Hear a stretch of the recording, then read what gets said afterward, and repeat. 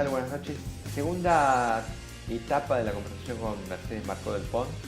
Tuvimos un primer balance, digamos, de lo que fue su acción de gobierno, bueno, lo que le tocó a ella como experiencia, un poco una mirada histórica de sus orígenes desarrollistas, el paso por el peronismo, por el kirchnerismo.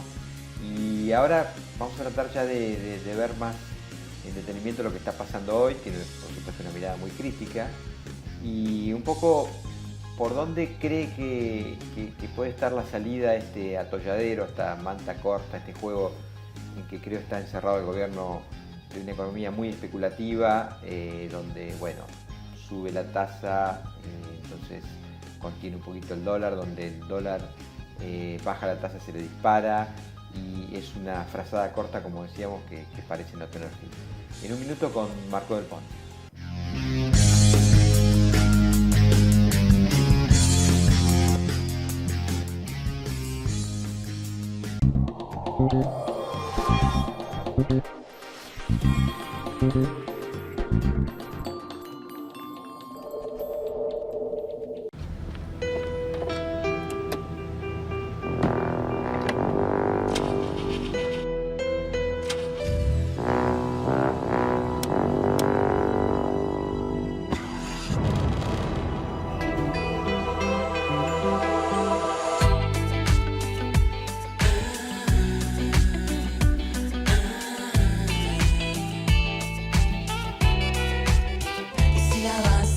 Hacela bien. Pedí tu préstamo online. Banco Ciudad te quiere ver crecer. Hoy es momento de descubrir, de encontrarte con vos e imaginar, de soñar, pero en grande. San Juan celebra los vínculos. Venite a San Juan. En Vicente López seguimos acompañando a las escuelas y sus familias, con becas para 1 de cada 4 alumnos y un kit escolar completo para 13.500 chicos. Que todos los chicos estudien en igualdad de condiciones. Eso es vivir mejor. Cuando te das cuenta que acá tenés la posibilidad de crecer, cuando sabes que tus hijos tienen dónde estudiar, cuando todo el esfuerzo que haces se convierte en trabajo, elegís quedarte en tu ciudad. Porque sabes que acá hay futuro. Porque sabes que en Tres Arroyos vos podés. Estamos abriendo escuelas donde antes no había. Juntos estamos transformando la educación de la ciudad. Buenos Aires Ciudad. Vamos, Buenos Aires.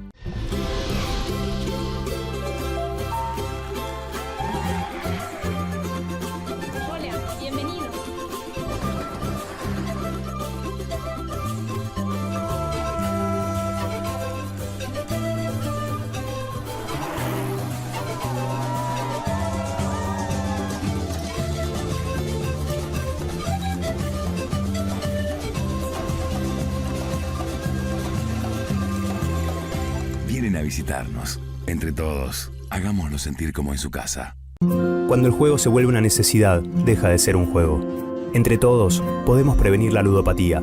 Pedí ayuda llamando al 0800-444-4000. Buenos Aires Provincia. Entre todos, podemos más.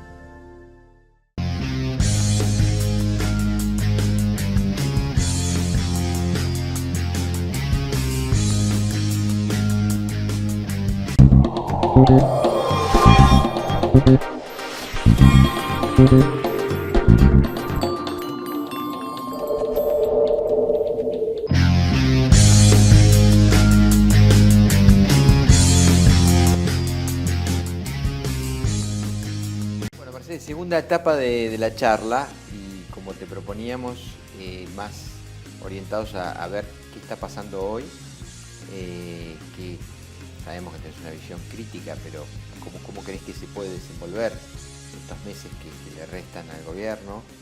Y bueno, ¿y cuál es la alternativa? ¿Cuál es el camino? El gobierno ha entrado, como decíamos en la introducción, en una situación cada vez más marcada de manta corta, donde toca una de las variables y se le pone en disidencia otra. La de los últimos días es el crecimiento del riesgo país, es decir, que parece que estar mucho más emparentado con una fuerte desconfianza, ¿no? Incluso de tenedores de bonos de deuda argentina que entran no sé si en pánico todavía, pero en serio interrogante acerca de las posibilidades de repago de esos bonos. Muchos dicen que se acentúa esto porque la principal adversaria, que es Cristina Fernández de Kirchner, está muy competitiva en las encuestas. ¿Cuál es tu mirada, sobre todo de estos próximos meses, de esta coyuntura?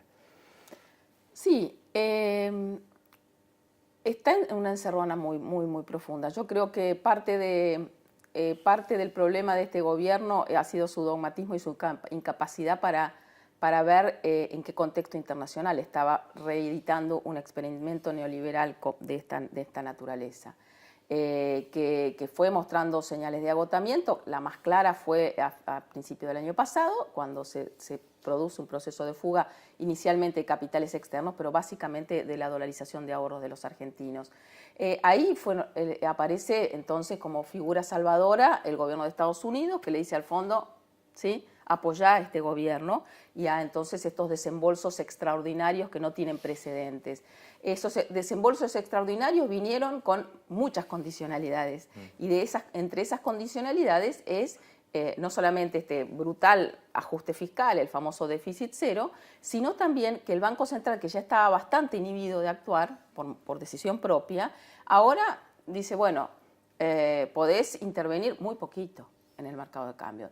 ¿Y por qué le dice el fondo podés intervenir muy poquito? Porque el fondo se está tomando, si mira lo que es su mandato y lo que plantea su estatuto, realmente el Fondo Monetario no puede hacer lo que está haciendo, que es financiar la fuga de capitales. El año pasado lo hizo, por eso en algún momento le dijo, pará la mano, no vendas más dólares, deja que el dólar se vaya y que el mercado decida el precio, y así tuvimos ese aumento del dólar de 120%. Este año le querría decir lo mismo, de alguna manera se lo está diciendo, pero es un año electoral y sabe que si el dólar se va a estar en más problemas de cara a las elecciones de octubre. Entonces le ha permitido, bueno, en esta banda de intervención, un techo un poco más alto, le ha permitido especificar de a 60 millones. Igual, perdóname, es una banda muy laxa, ¿no? Es una banda altísima. Porque claro, si el dólar se te pone en 50, digamos... El dólar a fin de junio, por ejemplo, sería la banda superior 54. Pero bueno, por eso digo, no. Entonces... El gobierno está en esta encerrona, como vos bien dijiste, lo está apaciguando con esta hipertasa de interés. Pero la verdad que el oficialismo tiene que dejar de poner el problema en otros, afuera, en el kirchnerismo, la herencia, en el contexto internacional. Ahora es el riesgo político, me muero de risa. El mayor riesgo político y económico es la continuidad de este gobierno, porque la verdad es que la especulación, y eso a mí me llama la atención, ya todos saben, ¿no? El mercado sabe que esto es insostenible, que es inconsistente, y todos están haciendo el timing de cuándo va a ser la devaluación. Va a ser antes o después de octubre, pero ya todos saben que esto termina otra vez en una crisis devaluatoria. Porque además el fondo se la va a pedir si se llega hasta octubre sin una crisis devaluatoria más fuerte. Le va a decir, no, ahora deja que el precio que sea el mercado el que decida el precio. Porque es su política, es su recomendación, la flotación cambiaria. Entonces, la verdad es que estamos en una situación muy crítica, porque ya creo que se ha resignado cualquier posibilidad de crecimiento este año. Ellos aspiraban, ¿te acordás? El efecto rebote, se tocó el piso, a partir de abril, mayo empezamos a crecer de vuelta. No hay demanda, no hay demanda. Claro, ahí quisiera hacer una pausa porque me parece que si tenemos bien calibrado las expectativas que el gobierno ha intentado poner arriba de la mesa como positivas, que evidentemente no se fueron cumpliendo, y las que pone hoy, nos va a permitir ver bien la película, porque vos fíjate que en diciembre viene la cosecha del trigo, que va a ser muy buena, y a consecuencia de esto va a haber dinero, la gente, por ejemplo, va a vacacionar en la costa argentina por el efecto devaluatorio, y va a empezar a caer la inflación. Y bueno, nos desayunamos con que enero vino con casi 3 puntos de inflación, la ocupación de la costa argentina fue muy normalita, no hubo salida fuerte al exterior efectivamente por la devaluación, eso quiere decir que la gente no vacacionó o bajó mucho sus vacaciones por lo que vos marcás, la falta de consumo. Febrero vino recargado de inflación, marzo sabemos que se va a conocer un índice muy alto de inflación, Entonces, mirás los números de ocupación industrial en caída libre. Entonces, ahora es que, bueno, se liquida la cosecha del campo y que índices estacionalizados de mes contra mes, que, bueno, es una cosa media rara esa de medir, pero ponele, dan un poquito mejor, ponele. Entonces, ese es como el nuevo mantra para decir, existe una lucecita al final del túnel. Digamos, si vos tuvieras que, yo qué sé, porque ya acá estamos como en la televisión, minuto a minuto, si tuvieras que diagnosticar los próximos 90 días de la economía argentina, ¿por dónde los ves? No, yo veo con una serias tensiones cambiarias, porque es cierto, el gobierno vive en una ficción y tiene un relato que cada vez es menos creíble. Yo creo que en algún momento puede haber tenido mayor capacidad de instalar esta idea de que hay un futuro y que este es un sacrificio que era necesario, este es un sacrificio terrible que se le está pidiendo a las mayorías, sobre todo los sectores del trabajo y la producción, que no conduce y que no converge hacia nada mejor. Es un sacrificio inequitativo, porque cuando uno mira esta situación de falta de capacidad de consumo, de ingresos, de desocupación, advierte que es consecuencia de decisiones de política. Decisiones políticas, por ejemplo, lo que fue la devaluación o el aumento de las tarifas. Entonces, ahí volvemos un poco con el tema de las tarifas. El tema de las tarifas, yo reconozco que hacia fines de 2015, había que discutir otro esquema tarifario mucho más progresivo. Tal vez un sinceramiento, como alguna vez. Claro, no, discutir, sí. pero no esta locura, porque además esta locura que no conduce hacia más inversiones, hacia una mejora, esta locura de haber transferido tanta plata con la quita de los subsidios de los bolsillos de la clase media, de los trabajadores, de la producción, de las pymes, de las grandes, hacia hacia un sector muy, muy concentrado y sobre todo vinculado a un ajuste fiscal que del otro lado del mostrador le está remunerando al capital financiero con intereses de la deuda pública, de todos los títulos del Tesoro, de las LELIQ, más de 7 puntos del producto. Entonces, ¿cómo viene a decir que esto era inevitable? No era inevitable, fue una decisión política. Y la transferencia de ingresos, como siempre ocurre en estos modelos neoliberales, es desde el trabajo y de la producción hacia el capital financiero. Eso es lo que hay que desmontar claramente. Estos sesgos claramente neoliberales pareciera que entran en contradicción ahora, en estos días, por eso digo muy de coyuntura, con una emergencia de controlar precios para saber si se puede combatir la inflación. ¿Qué mirada tenés al respecto? Mira, ellos desmontaron todo lo que fue un mecanismo como fue precios cuidados. Después lo relanzaron, pero la verdad que cualquiera que va al supermercado no encuentra los precios cuidados. Y en este contexto de capacidad instalada ociosa de poco más del 40% en la industria y en el sector de los alimentos, etcétera, lo que necesita es acordar precios con el sector empresario, pero también garantizarle mercado. Este es el problema y creo que ese va a ser el desafío después del 10 de octubre con un gobierno distinto. Nosotros vamos a tener un sector industrial con mucha capacidad instalada ociosa, vamos a tener un sector industrial con muy baja rentabilidad y lo que vamos a tener que acordar es que la mejora de su rentabilidad no venga por el lado de los precios, sino que venga por el aumento de la producción. Claro. Y yo por eso creo que de cara a lo que viene después de este gobierno, vamos a necesitar esta alianza de clases y sectores sociales con el sector empresario y con los sectores del trabajo. Sí, una gran mesa, digamos, de discusión. Pero por eso ¿No hay tiempo para hacerlo ahora? Para hacerlo ahora, por ejemplo, ¿qué tendrían que hacer? Tendrían que bajar la tasa de interés. ¿Sí? Lo primero que tendrían que hacer es, para desarmar la timba financiera, la tasa de interés. A ver, el que tiene capital en la Argentina... Pero te quiero decir, Mercedes, de mayo a octubre, para el ciudadano de a pie, es un siglo, quiero decir. Claro es decir, que si le vas a seguir dando dosis, digamos... Es brutal.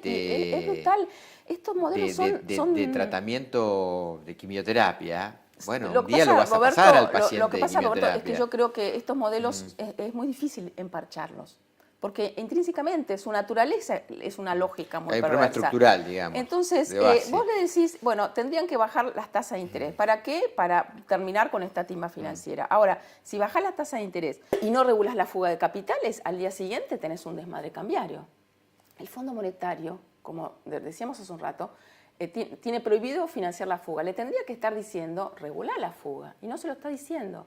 Entonces, le va a decir, después de las elecciones, bueno, deja que nuevamente que aumente el dólar si es necesario. Entonces, en esa encerrona, vos me preguntás qué puede hacer el gobierno, y con este ajuste brutal del gasto primario que le está pidiendo el fondo, es muy difícil, porque eso es recorte en salud, en educación, en ciencia y técnica. Es una disminución que para dimensionarla del gasto de ajuste fiscal que es el más alto después de la dictadura del 76. Entonces, la verdad es que podrán tratar de acordar algunos precios, etcétera, pero lo que falta en la Argentina es capacidad de compra. Y la capacidad de compra se va a lograr si realmente hay condiciones para volver a impulsar la economía productiva. Entonces, habría que parar, obviamente, con los aumentos de tarifas. Habría que bajar rápidamente las tasas de interés. Habría que plantear una política de inversión pública distinta. Ahora, ¿todo eso es posible con estos compromisos con el fondo? Lo veo difícil. Entonces, ¿vos no ves, digamos, posibilidades ahora de armar como una mesa de concertación donde los actores principales de la economía, formadores de precios, sectores de la producción, del trabajo, pacten unos mínimos de convivencia, no sé, que ya serían semestrales, porque entramos, para colmo, de lleno en el calendario electoral, donde cada fracción va a querer sacar partido? Esto también hay que decirlo, y es natural, las fuerzas políticas van a querer ganar, y entonces muchas decisiones que requieren de poner arriba de la mesa una actitud pactista, bueno, todo esto tomando como base que el gobierno quiera pegar un cambio grande. El problema es que desde el presidente para abajo lo que se dice es que hay que doblar la apuesta. Pero por eso es imposible, Roberto, es imposible. Este es un modelo que tiene estas reglas de juego y que sería imposible pensar que el gobierno va a pactar algo si no quiere dar nada a cambio. Y dar algo a cambio sería cambiar las reglas de juego que son enemigas del trabajo y la producción en la Argentina. Entonces, y encima ahora tiene al Fondo Monetario soplándole en la oreja y le está diciendo, che, no vas a cumplir el déficitero, las metas se están alejando, las metas fiscales, más ajuste fiscal. Y le está pidiendo más reformas, le está pidiendo, obviamente, reformas que ya son indigeribles en la discusión política de este año, pero la reforma laboral, más flexibilización laboral, le está pidiendo reforma previsional, le está pidiendo esta reforma del Banco Central, que no creo que prospere, pero cuando uno lo mira, ¿y qué es esa reforma? Volver a dejar al sistema financiero en libertad y que no tenga capacidad de regulación, ¿no? Me parece que es muy importante entender que estos modelos hacen del mercado, ¿sí?, el que define nuestras vidas y aleja al Estado. A lo sumo el Estado lo usa para hacer algunos negocios. Mercedes, ustedes ahora van a entrar en un proceso electoral, ya creo que el país está un poco en modo elecciones, y ahora sí te aprovecho en el buen sentido más como militante política, como perteneciente a un espacio. Sé que lo estás haciendo dentro de Unidad Ciudadana, con Rossi, Heller, con otros dirigentes. Y a mí me da la impresión que el gran debate que se va a dar en la Argentina es por capturar unos sectores de clases medias que supieron acompañar al gobierno kirchnerista, que acompañaron al actual presidente de la República y que hoy están en disputa.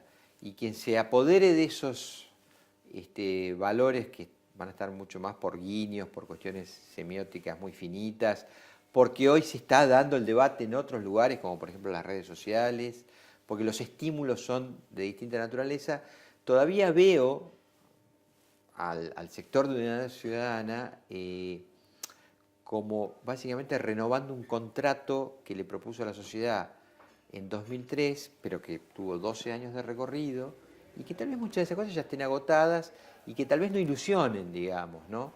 Y entonces me parece que ahí hay como toda una discusión pendiente. No sé ustedes qué están mirando, si les parece que hay cuestiones con los sectores medios que hay que replantearse? Es una excelente reflexión la que haces. Yo creo que sí, que nosotros tenemos que cada vez más hablar menos del pasado y hablar también ya menos crítica. Este modelo creo que está agotado, ya se sabe el pueblo argentino lo que significa, sino de futuro, de que vamos a cómo pensamos la salida y cómo pensamos el futuro en términos de otro país, de otras condiciones.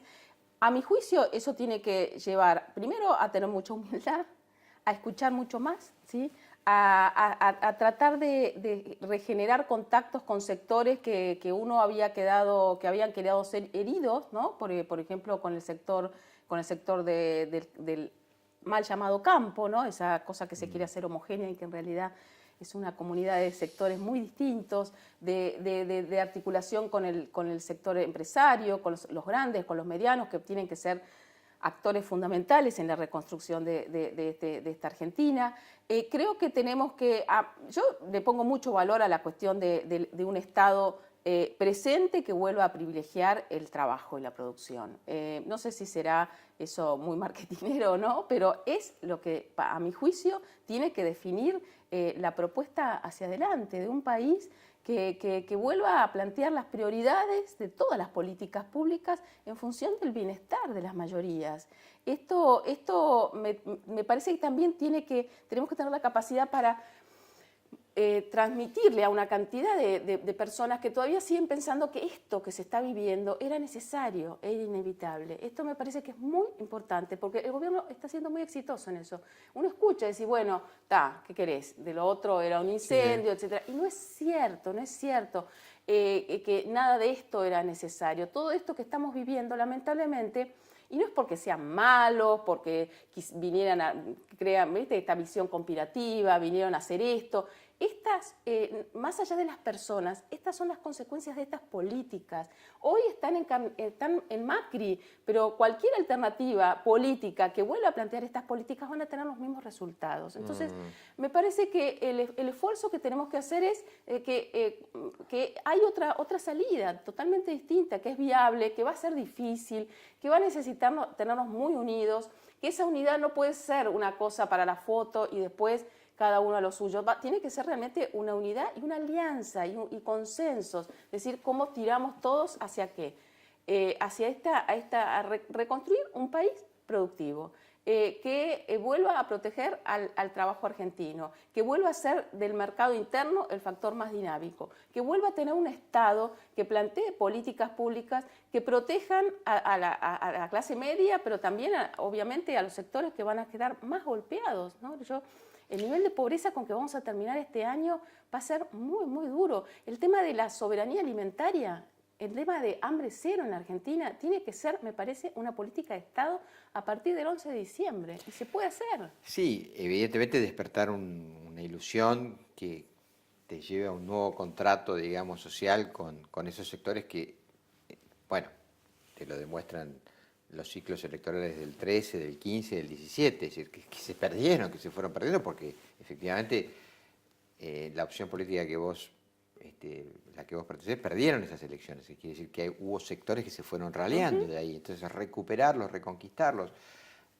Humildemente lo digo, creo que, por ejemplo, hay todo un debate en el que ustedes están en una encerrona, que es el tema del cepo, y que a mí me parece que si la fuerza política que sea, en este caso la de ustedes, no le propone a la sociedad argentina que el primer gran capítulo es entender que la moneda del país en el que vive tiene sentido y se necesita para muchas cosas, y que no hay por qué fugarse hacia otra moneda, bueno, va a ser muy difícil, porque también ahí me parece que a ustedes se les pone en contradicción la discusión de la inflación. Más allá de que este gobierno la haya doblado con respecto a la inflación que ustedes tenían, pero es que la Argentina tenía un problema de inflación. Entonces, sí, me parece que no hay un sinceramiento de problemas que sí existieron y que pusieron en contradicción. A mí me cuesta cada vez más hacerme la distraída, porque, Roberto, yo advierto que no hay posibilidades ni de crecimiento, ni de empleo, ni de desarrollo, ni siquiera de estabilidad de precios si no asumimos el problema del bimonetarismo de la Argentina, si no planteamos un programa integral de desdolarizar la economía argentina. Y desdolarizar la economía argentina no es solamente desdolarizar los ahorros, que no sea el dólar, sino generar otras alternativas de ahorro, es dolarizar contratos, es dolarizar precios, es dolarizar tarifas, es dolarizar mercados, el mercado inmobiliario que está absolutamente desdolarizado. Me parece que esta, insisto, a lo mejor es más para la discusión interna de propuestas de salida, pero y esto no es una decisión de política económica, esto es algo que hay que trabajarlo con sociólogos, con antropólogos, porque es una cuestión cultural muy arraigada de décadas de neoliberalismo y que, bueno, que hay que ir desmontando con políticas consistentes y articuladas que quizás nosotros no tuvimos.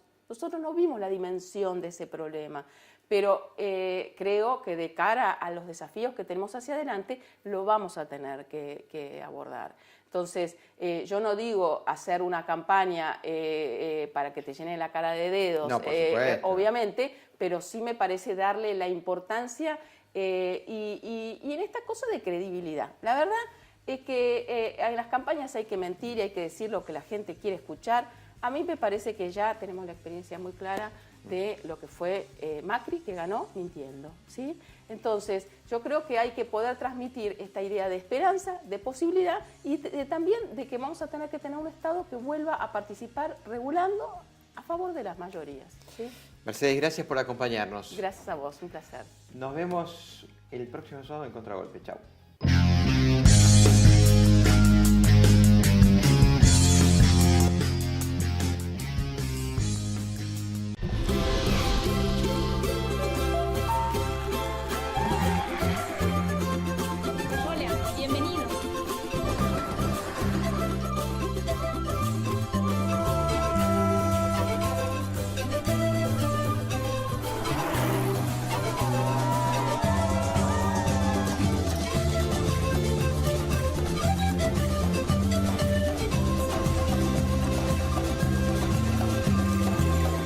Vienen a visitarnos. Entre todos, hagámoslo sentir como en su casa.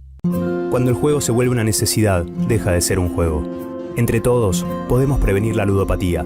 Pedí ayuda llamando al 0800-444-4000. Buenos Aires, provincia. Entre todos, podemos más.